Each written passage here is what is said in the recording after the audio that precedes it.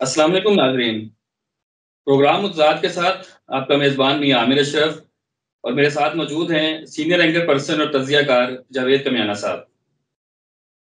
سر، آج اسلام آباد میں کچھ غیر معمولی سرگرمیاں دیکھنے کو ملیں گی، تو کیا 14 مئی کو الیکشن نہ کرانے کی صورت میں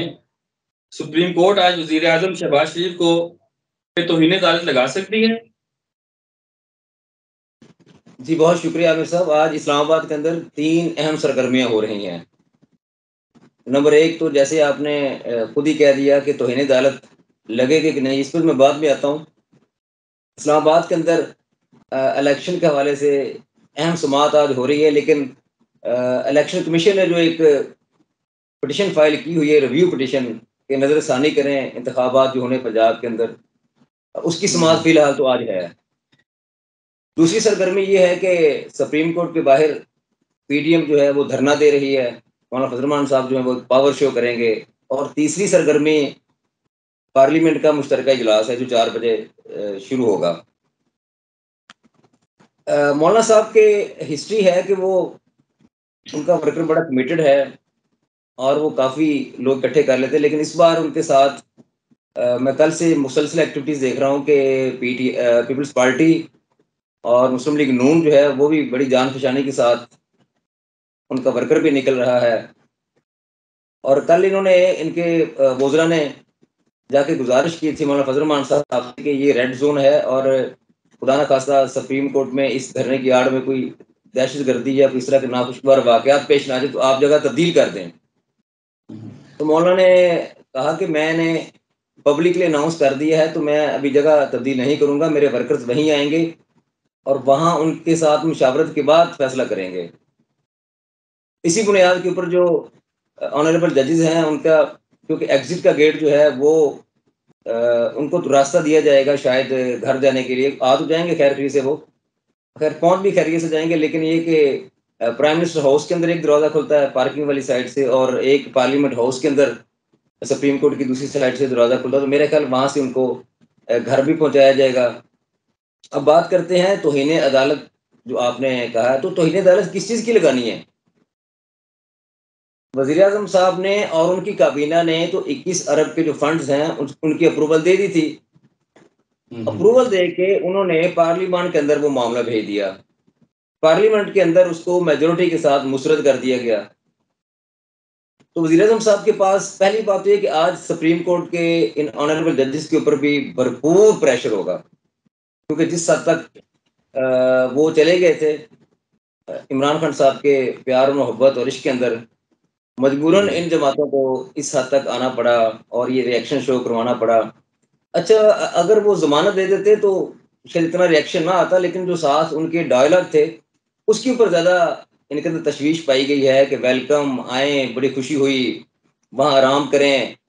وہاں دوستوں کے ساتھ گپ شپ کریں، پھر سو جائیں، پھر صبح اپنے جانا بھی ہے۔ تو ایک ایسے لاڑ پیار جیسے میاں بیوی کا ہوتا ہے، تو وہ اس کے بعد تھوڑا سا ان کو غصہ اس چیز کے اوپر آیا۔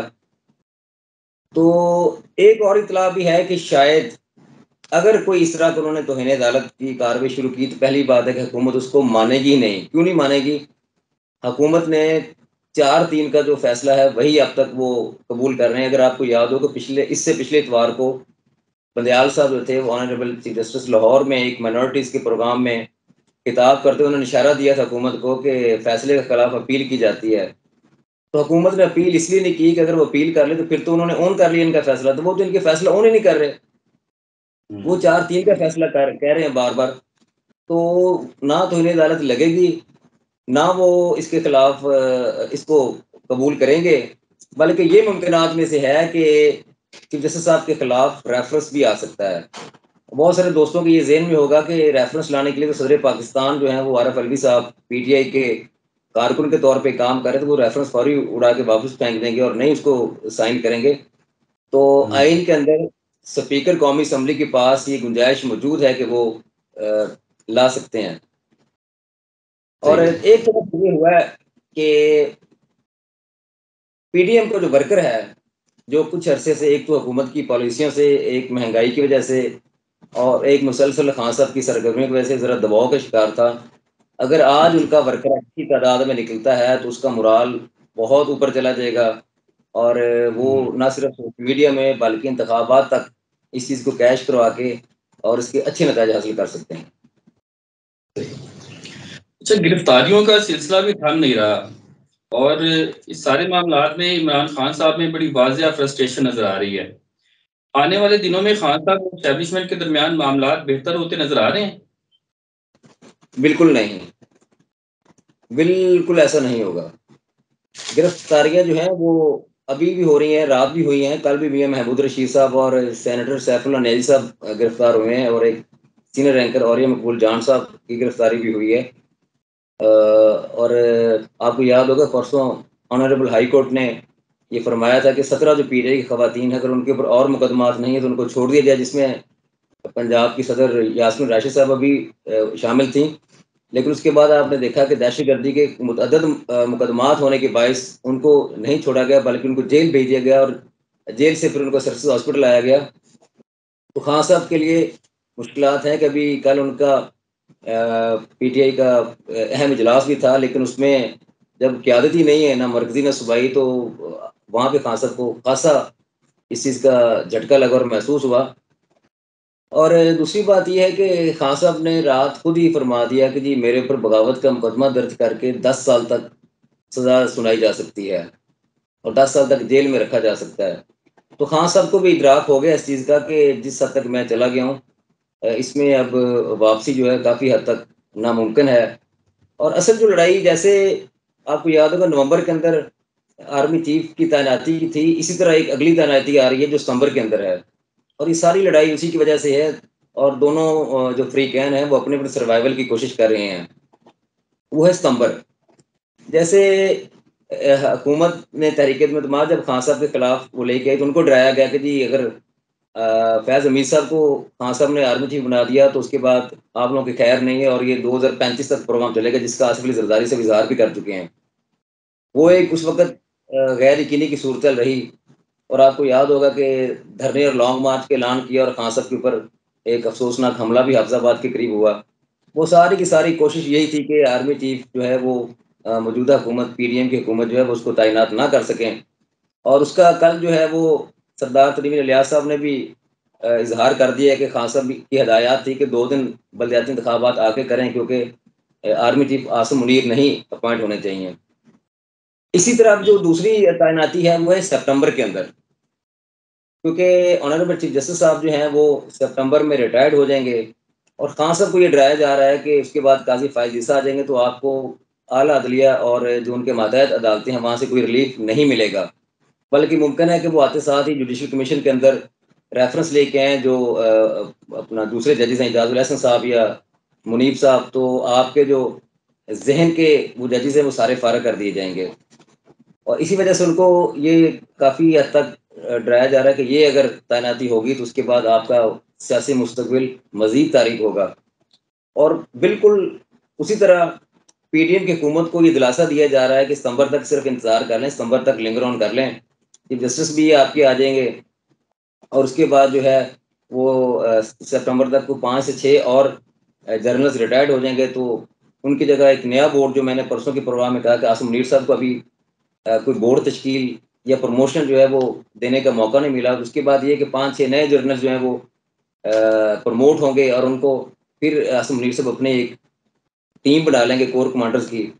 اس کے بعد یہی خان صاحب کو کہا جا رہا ہے کہ اگر ان کی ٹیم سیٹ ہو گئی اور چیف جسٹس بھی ان کی مرضی کا ہوا تو پھر آپ کے لیے مشکلات میں اضافہ ہوگا۔ تو یہ ساری گیم دسمبر کی تعیناتی کی ہی ہے۔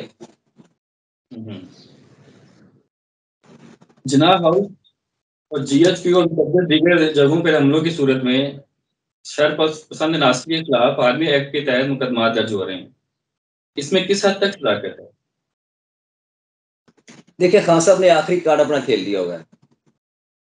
خان صاحب کے پاس آخری کارڈ تھا کہ وہ پہلے تو اسٹیبلشمنٹ کے خلاف بولتے تھے، ایک بیانیہ رکھا تھا، اب انہوں نے کھل کے ان کے حمایتی جو ہیں، ان کے سپورٹر جو ہیں، پی ٹی آئی کے ورکر جو ہیں، انہوں نے عمران خان صاحب کی گرفتاری کے بعد آرمی امارات کو نقصان پہنچایا۔ وہ جتنا مرضی اس سے بھاگ لیں اور کہیں کہ جی وہ ہم نہیں تھے، اور مذمت بھی نہ کریں، نہ ان کے ورکرز مذمت کریں، نہ خود خان صاحب مذمت کریں،